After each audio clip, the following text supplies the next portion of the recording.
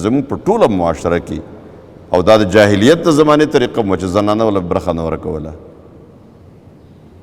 نو د جاهلیت په زمانه کې به دا خبره کوله چې زنانه خو توره نشي استعمالولی، جنگ نشي کولی، زموږ حفاظت نشي کولی، د دې په میراث کې برخه نشته. او نن زموږ په معاشره کې په میراث کې د زنانو برخه نشته. نو پلار مړه دی، ورونه تقسیم کوي، خویندې موجود دي، یا اکثر د خویندو په غیر موجودګۍ کې هغې لاړو څه اهمیت نه ورکوي، لیکن خویندو له خپله برخه نه ورکوي.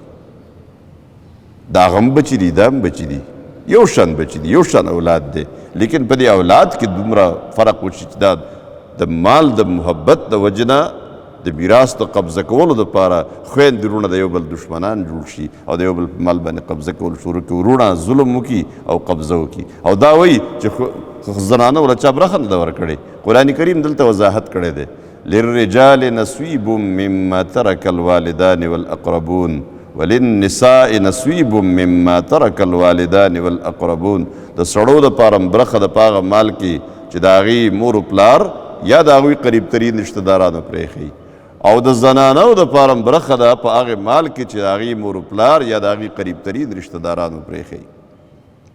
دا ټوله برخه لګی که ډېرې، یعنی مال لګي که ډېري، دا به تقسیمیږي او دې زنانو ته به هم پکې برخه میلاویږي او نارینهو ته به هم پکې برخه میلاویږي. او فرمایي نصیبا مفروضا، دا حصه ده لیکلی شوي، فرض کړی شوي، مقرر شوي. لا اله الا الله لا اله